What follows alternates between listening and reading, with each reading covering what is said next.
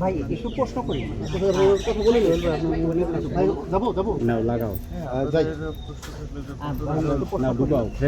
আগামীকাল বহুল প্রত্যাশিত যে জুলাই সনদ ঘোষণা করা হবে, এই দলগুলো কতটা ঐক্যমতে পৌঁছিল এবং প্রত্যাশাটা কি আসলে জুলাই সনদ? ধন্যবাদ। আমরা আজকে জাহাঙ্গীরনগর বিশ্ববিদ্যালয়ের ছাত্র অধিকার পরিষদের আয়োজনে জুলাইয়ের প্রতিশ্রুতি, প্রত্যাশা, প্রাপ্তি এরকম একটি শিরোনামে একটি রচনা প্রতিযোগিতা অনুষ্ঠিত হয়েছে। সেটার আজকে পুরস্কার বিতরণী, সেই অনুষ্ঠানে প্রধান অতিথি হিসেবে আমি এসেছি। আমার বাম পাশেই জাহাঙ্গীরনগর বিশ্ববিদ্যালয়ের ছাত্র অধিকার পরিষদের সভাপতি ইকবাল হোসেন, সাধারণ সম্পাদক নাজিবুল ইসলাম আছে। আগামীকালকে বাংলাদেশের মানুষের দীর্ঘদিনের প্রত্যাশিত যে জুলাই ঘোষণাপত্র যেটি প্রকাশিত হতে যাচ্ছে, এই ঘোষণাপত্রের খসড়া নিয়ে রাজনৈতিক দলগুলোর শুরুর দিকে মতামত চাওয়া হয়েছিল এবং স্বাভাবিকভাবেই বিভিন্ন রাজনৈতিক দল সংগঠন তাদের দলের যে দীর্ঘ ফ্যাসিবাদী জমানায় 16 বছরের যে সংগ্রাম এবং ত্যাগ, সেটার একটা স্বীকৃতি বা অ্যাকনলেজমেন্ট তারা চেয়েছে যেন সেটা যেন থাকে। আবার অনেকেই এই জুলাইয়ের ঘোষণাপত্রে যেন বাংলাদেশের মানুষের বিশেষ করে মুক্তিযুদ্ধ থেকে সংগ্রামের কথাগুলো যেন উল্লেখ থাকে সেটির কথা বলেছে। হেফাজতে ইসলাম 2013 সালের শাপলা চত্বরের ঘটনা উল্লেখের কথা বলেছে। তো ঘোষণাপত্র তো সংক্ষিপ্ত হয়, ঘোষণাপত্র কার্যত একটা ঐতিহাসিক ঘটনার বৈধতা, সেটা আইনি এবং সাংবিধানিক বলেন সামাজিক একটা বৈধতার জায়গা থেকে দেওয়া হয়। এই জুলাই এটি একটি ঐতিহাসিক গণ অভ্যুত্থান ছিল, যেই গণ অভ্যুত্থানের মধ্যে দিয়ে দীর্ঘ 1.5 দশকের ফ্যাসিবাদের পতন হয়েছে এবং কিভাবে একটা গণতান্ত্রিক রাষ্ট্রে ফ্যাসিবাদ জন্ম নিল এবং ভবিষ্যতে যেন কোনো ফ্যাসিবাদ এই দেশে প্রতিষ্ঠিত হতে না পারে, সেজন্য একটা দিক নির্দেশনা থাকবে এবং জনগণের একটা কমিটমেন্ট এবং রাজনৈতিক দলগুলোর অঙ্গীকার, এটি নিয়ে মূলত জুলাইয়ের ঘোষণাপত্র হবে। ঘোষণাপত্রে সেখানে উল্লেখ থাকবে যে এই আকাঙ্ক্ষা জনগণের, এই যে আপনার বৃহত্তর একটা আকাঙ্ক্ষা, সেটা রাষ্ট্র সংস্কার এবং রাষ্ট্রের পুনর্গঠনের জন্য, কিংবা ভবিষ্যতে যেন কোনো ফ্যাসিবাদ তৈরি না হতে পারে এবং যে কারণে ফ্যাসিবাদ এবং স্বৈরাচার তৈরি হয়েছিল গত 16 বছর জনগণের মৌলিক অধিকার, মানবাধিকার এবং ভোটাধিকার ছিল না। এর অন্যতম কারণ হচ্ছে যে কোনো একটা রাষ্ট্র দাঁড়িয়ে থাকে তার কিছু বেসিক স্ট্রাকচারের উপরে, সেইখানে ধরেন প্রতিষ্ঠানগুলো একটা কার্যকর ভূমিকা পালন করে, জুডিশিয়ারি, গণমাধ্যম এবং প্রশাসন। আমরা তো এই ধরনের প্রতিষ্ঠানগুলোকে আসলে দলীয় দৃষ্টিভঙ্গির ঊর্ধ্বে নিতে পারিনি। যখন যেই দল ক্ষমতায় ছিল তারাই ক্ষমতাকে কুক্ষিগত করার জন্য এই সমস্ত প্রতিষ্ঠানগুলোর স্বকীয়তা নষ্ট করেছে কিংবা প্রতিষ্ঠানগুলোকে নিজের মতো করে পরিচালিত করেছে। তো এই ধরনের যেন কিছু প্রতিষ্ঠান থাকে এবং নাগরিকদের অধিকারের সুরক্ষা দেওয়ার জন্য যেন এই প্রতিষ্ঠানগুলো দায়বদ্ধ থাকে, এইগুলো নিয়ে আসলে জুলাইয়ের ঘোষণাপত্র হবে এবং এই জন আকাঙ্ক্ষার বাস্তবায়নের জন্য কতগুলো মৌলিক বিষয় সংস্কার এবং সেই বিষয়গুলো সবাই মেনে চলবে। বিশেষ করে রাজনৈতিক দলগুলো যেহেতু রাষ্ট্র পরিচালনায় গুরুত্বপূর্ণ ভূমিকা পালন করে থাকে, রাজনৈতিক দলগুলো সেখানে অঙ্গীকার করবে এবং তারা স্বাক্ষর করবে। সেইটি নিয়ে হবে জুলাইয়ের সনদ, যেই সনদ হচ্ছে আরও কয়েকদিন পরে বাস্তবায়ন হবে। জাতীয় ঐক্যমত্য কমিশন এই দীর্ঘ 2 মাসের আলাপ আলোচনায় যে আপনারা জানেন বেশ কিছু বিষয়ে তারা রাজনৈতিক দলগুলোর সাথে ঐক্যমতে পৌঁছেছে, যে সবাই একমত হয়ে কিংবা কিছুটা ভিন্নমত হয়েও এই বিষয়গুলো বাস্তবায়নের উপরে জোর দিয়েছে। যেমন ধরেন আমাদের এই শাসনতান্ত্রিক কিংবা সরকার ব্যবস্থার মৌলিক পরিবর্তনের ক্ষেত্রে দ্বিকক্ষ বিশিষ্ট সংসদের কথা আলোচনা হয়েছে এবং সেটা মোটামুটি একমত হয়েছে। নিম্নকক্ষে 400 আসন থাকবে, 300 আসন পুরুষের জন্য, 100 আসন মহিলাদের জন্য। 300 আসন বর্তমান এক্সিস্টিং পদ্ধতিতে নির্বাচন হবে, 100 নারী, সেটা বর্তমান যে 50টা আছে আগামী নির্বাচনে 5% বাড়ানো হবে, পর্যায়ক্রমে 100তে উন্নীত করা হবে।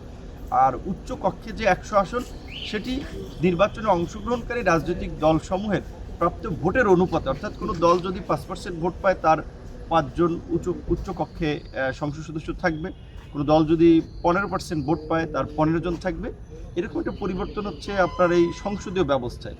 তারপরে আমরা বাংলাদেশের প্রধান বিচারপতির নিয়োগকে কেন্দ্র করে দীর্ঘদিন ধরে যে সংকট দেখি, সেখানে একটা সুস্পষ্ট দিক নির্দেশনা আলাপ আলোচনার মধ্যে দিয়ে এসেছে যে আপিল বিভাগের জ্যেষ্ঠতম বিচারপতি হবেন বাংলাদেশের প্রধান বিচারপতি, কিংবা আজকের এই গণ অভ্যুত্থান যেই প্রেক্ষাপটে হয়েছে যে তরুণদের বেকারত্ব এবং কর্মসংস্থান না থাকার ফলে বা কর্মসংস্থানের ক্ষোভ থেকে সেখানে আমাদের দেশে যে ন্যূনতম স্পেসটুকু আছে সরকারি চাকরিতে, সেটা যেন পিএসসির মাধ্যমে নিয়োগ হয় এবং পিএসসি যেন আপনার একেবারে স্বচ্ছ একটা নিরপেক্ষ প্রক্রিয়ার মধ্যে দিয়ে এই নিয়োগগুলো সম্পন্ন করে, সেজন্য আমরা পিএসসিকে একটি সাংবিধানিক প্রতিষ্ঠানে পরিণত করার জন্য এই ঐক্যমত্য কমিশনের আলাপ আলোচনা একমত হয়েছি। ন্যায়পাল এবং দুর্নীতি দমন কমিশন এবং সবচেয়ে বাংলাদেশে নির্বাচন নিয়ে গত 50 বছরই সংকট হয়েছে, সেই ক্ষেত্রে একটা স্বাধীন এবং নিরপেক্ষ নির্বাচন কমিশন কিভাবে গঠন করা যায়, কি প্রক্রিয়ার মধ্যে দিয়ে, এবং কেয়ারটেকার গভর্নমেন্ট বাংলাদেশের বলা চলে মুক্তিযুদ্ধ পরবর্তী আপনার 50 বছরে একটা সোশ্যাল কন্ট্রাক্ট বা সামাজিক চুক্তি ছিল। সেইখানে আমরা দেখেছি যে এই কেয়ারটেকার গভর্নমেন্ট নিয়েও 5 বছর পর পর একটা সংকট তৈরি হয়, রাজনৈতিক দলগুলো বিপরীতমুখী অবস্থানে থাকে। সেই ক্ষেত্রে এই ঐক্যমত্য কমিশনের আলাপ আলোচনায় কিন্তু আমরা একমত হয়েছি কেয়ারটেকার সরকার ব্যবস্থা, সংসদে সরকারি দল, বিরোধী দল, দ্বিতীয় বৃহত্তম বিরোধী দল, তাদের মূলত আলাপ আলোচনার মধ্যে দিয়ে আপনার এই কেয়ারটেকার গভর্নমেন্টের প্রধান এবং অন্যান্য উপদেষ্টারা অ্যাপয়েন্টেড হবে। তো এরকমের বেশ কিছু সংস্কার বিষয়ে আমরা একমত হয়েছি। এগুলো যদি বাস্তবায়ন করা যায় তাহলে আশা করা যায় যে বাংলাদেশের মানুষের ভবিষ্যৎ মৌলিক অধিকার, মানবাধিকার এবং নাগরিক অধিকারকে আমরা সুরক্ষা দিতে পারবো। এবং এই জুলাইয়ের যে আকাঙ্ক্ষা ছিল যে প্রত্যেকটি নাগরিকের মর্যাদা এবং অধিকারকে প্রতিষ্ঠিত করা, সেটি আমরা বাস্তবায়ন করতে পারবো। এইটাই হচ্ছে প্রত্যেকটা রাজনৈতিক দল যারা ক্ষমতায় যাবে কিংবা রাজনীতি করবে তারা বাস্তবায়ন করবে, এই অঙ্গীকারে তারা স্বাক্ষর করবে। আর জুলাইয়ের ঘোষণাপত্রটা হচ্ছে এই অঙ্গীকারের মানে বাস্তবায়নের যে একটা প্রেক্ষাপট তৈরি হয়েছিল গত বছরের জুলাই এবং অগস্টের গণ আন্দোলন এবং গণ অভ্যুত্থানকে কেন্দ্র করে, সেই অভ্যুত্থানের একটা আইনি, একটা নৈতিক এবং একটা নাগরিকদের সম্মতির ভিত্তিতে একটা বৈধতা দেওয়ার একটা বিষয় বলতে পারেন। ঘোষণাপত্রটা সাধারণত সংক্ষিপ্ত হয় সব দেশে। আচ্ছা, একটু প্রশ্ন করি। গতকাল ছাত্রদল একটা প্রোগ্রাম করেছেন এবং পাশাপাশি এনসিপিও একটা প্রোগ্রাম করেছেন। তো কি বার্তাটা তারা দিল, এবং নির্বাচন তো তারিখ ঘোষণার কথা ছিল যে 5-6 দিনের মধ্যে হবে, সেটাও কবে নাগাদ হতে পারে, এবং আপনি কি একক নির্বাচন করতে চাচ্ছেন না কোনো জোটের সাথে নির্বাচনে অংশগ্রহণ করার পরিকল্পনা? এখন গণ অভ্যুত্থান পরবর্তী রাজনৈতিক দলগুলো তাদের শক্তি সামর্থ্যের জানান দিকে প্রায় সমাবেশ শোডাউন করছে। কিছুদিন আগে ইসলামী আন্দোলন করেছে, জামায়াত ইসলামী করেছে, গতকালকে ছাত্র দলের সমাবেশ হইল, বিএনপির দেখা যায় সব শ্রেণী পেশার মানুষই ওখানে ছিল, আবার সদ্য গঠিত নাগরিক পার্টি তারাও করেছে। প্রত্যেকে যার যার জায়গা থেকে তাদের বক্তব্য তুলে ধরেছে এবং দেশের বর্তমান প্রেক্ষাপটে সকলের কাছেই নির্বাচনের বিষয়টা গুরুত্বপূর্ণ। নির্বাচনটা কবে হবে, কিভাবে হবে, এটি সবাই জানতে চায়। যেমন আমরা বলেছি এই যে আমরা যে দীর্ঘ আলাপ আলোচনার মধ্যে দিয়ে জুলাইয়ের সনদের বিষয়ে যে ঐক্যমত হলাম, এই সনদের ভিত্তিতে যেন আগামী নির্বাচন হয়, কিংবা আগামী নির্বাচন আগে এই সনদের বাস্তবায়ন হচ্ছে কিনা, এই সমস্ত বিষয়ে যেমন আমাদের কনসার্ন আছে, সেক্ষেত্রে আমরা কথা বলে যাচ্ছি। আবার কারো কনসার্ন যে শুধু নির্বাচনের ডেট তারিখ নির্বাচন হলেই এগুলো বাস্তবায়ন হবে তাদের মতো করে। সেই দিক থেকে সামগ্রিক প্রেক্ষাপটে নির্বাচনের অবশ্যই একটা সম্ভাব্য রোডম্যাপ সকলের জানার আগ্রহ আছে। আর আমি মনে করি যে প্রধান উপদেষ্টা 2বার বলার পরে প্রথমবার বলেছিলেন যে ডিসেম্বর টু জুন এর মধ্যে নির্বাচন হবে, এই বছর ডিসেম্বর থেকে আগামী বছরের জুনের মধ্যে। তারপরে আবার রাজনৈতিক দলগুলোর আগ্রহের ভিত্তিতে কিংবা প্রেশারের কারণে হোক কিংবা আলাপ আলোচনার মাধ্যমে হোক এপ্রিলে ঐক্যমত্য প্রদান করেছিলেন। আবার আমরা দেখলাম যে বিএনপির ভারপ্রাপ্ত চেয়ারম্যান জনাব তারেক রহমানের সাথে বৈঠকে লন্ডনে ফেব্রুয়ারিতে ঐক্যমত হয়েছিল। তো কার্যত নির্বাচনের একটা তো সম্ভাব্য মাস বা সময় বোঝা যাচ্ছে, কিন্তু একটা অন্তর্বর্তীকালীন সরকার, বিশেষ করে ধরেন অন্যান্য সময় যে সরকারগুলো গঠিত হয় তাদের দায়িত্বই থাকে নির্বাচন পরিচালনা করা। গণ অভ্যুত্থান পরবর্তী এই সরকারের দায়িত্ব শুধুমাত্র নির্বাচন না, যে আসলে নির্বাচন নিয়ে ওনাদের কর্মযজ্ঞ হবে। নির্বাচনের পূর্বে একটা অবাধ, সুষ্ঠু, নিরপেক্ষ নির্বাচন করার জন্য যে কতগুলো কাজ প্রয়োজন, যেটা গত 16 বছরে হয় নাই, একটা লেভেল প্লেইং ফিল্ড, প্রশাসনকে ঢেলে সাজানো, ভোটাধিকার একেবারেই পরিশুদ্ধ একটা ভোটার লিস্ট এবং তালিকা প্রণয়ন করা, এবং এই গণ অভ্যুত্থানে যেভাবে বিভিন্ন শ্রেণী পেশার মানুষ সম্পৃক্ত হয়েছে, প্রবাসীদেরও সেখানে একটা বড় ভূমিকা ছিল। সেই প্রবাসীদের ভোটাধিকার নিশ্চিত করা এবং আগামী নির্বাচনেই তাদের ভোটের অধিকার প্রয়োগের জন্য সব রাজনৈতিক দলই মোটামুটি একমত হচ্ছে। তাহলে এই কর্মযজ্ঞগুলো করার জন্য তো সময় লাগবে। এবং আমরা বাংলাদেশের আমলাতন্ত্র বা প্রশাসনের যে কমন চরিত্র দেখি, বৃষ্টি যেই দিকে তারা সেই দিকে ছাতা তুলে, অর্থাৎ ক্ষমতার আপনার বাতাস যেই দিকে তারা কিন্তু সেই দিকে থাকে। তো এই প্রশাসন যদি আগেই ধরেন ধারণা পায় যে অমুক দল ক্ষমতা আসতেছে, তাহলে কিন্তু বর্তমান সরকারের কথা প্রশাসন শুনবে না।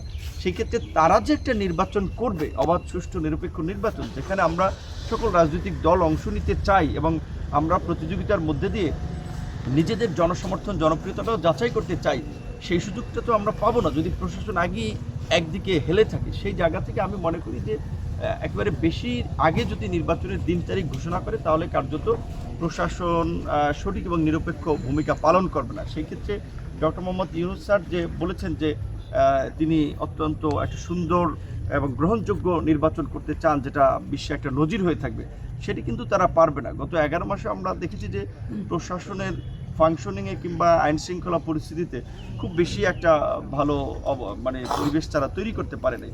সুতরাং এই পরিবেশটা তৈরি না করেই যদি তারা নির্বাচনের তোড়জোড় নিয়ে ব্যস্ত থাকে, তাহলে কিন্তু এটা আরও হিতে বিপরীত হবে। এবং আমাদের ধারণা সেই পরিস্থিতি যদি হয়, তাহলে ওই 24 সালে যেভাবে আমিড আমি নির্বাচন হয়েছে, 18 সালে আপনার আগের রাতে ভোট হয়েছে, এইবারও কিন্তু ওই রকমের পরিস্থিতি হতে পারে। কারণ একটা দল তো সরকারের আশীর্বাদ পুষ্ট হিসেবে পরিচিত হচ্ছে। আজকে আপনারা শুনেছেন যে টিআইবি যে দুর্নীতি বিষয়ক যে গবেষণা প্রতিষ্ঠান, তার প্রধান ইফতেখারুজ্জামান সাহেব যেমন বলছিলেন, এটা তো সবাই জানে যে আসলে এনসিপির প্রতি কার্যত সরকারের একটু পক্ষপাতদুষ্ট ভূমিকা আছে। আবার বিএনপি একটা বড় দল, তাহলে ওকে এইভাবে যদি তারা চিন্তা করে যে বিএনপি ক্ষমতায় আসবে, এনসিপি বিরোধী দল হবে, এইভাবে যদি একটা মনস্তাত্ত্বিক অবস্থান তারা তৈরি করে নেয়, তাহলে কিন্তু দেশে এই নির্বাচনটা সুষ্ঠু হবে না এবং নির্বাচনে একটা মহাসংকট তৈরি হবে। এবং আমরা সকলকে স্মরণ করে দিতে চাই, বাংলাদেশে গত 16 বছরে নির্বাচন ব্যবস্থা না থাকার ফলে, ভোটের অধিকার না থাকার ফলেই কিন্তু একটা ফ্যাসিস্টের জন্ম হয়েছিল এবং এই রকমের এই জুলাইয়ের প্রেক্ষাপট তৈরি হয়েছে। সুতরাং আগামীতে যদি একটা স্বচ্ছ এবং সঠিক নির্বাচন না হয়, জনগণের ভোটাধিকার না হয় এবং মত প্রকাশের একটা পরিবেশ তৈরি না করা হয়, তাহলে কিন্তু আবার ওই পেছনের দিকে আমরা যেতে পারি। সেটা কিন্তু কারোর জন্যই ভালো হবে।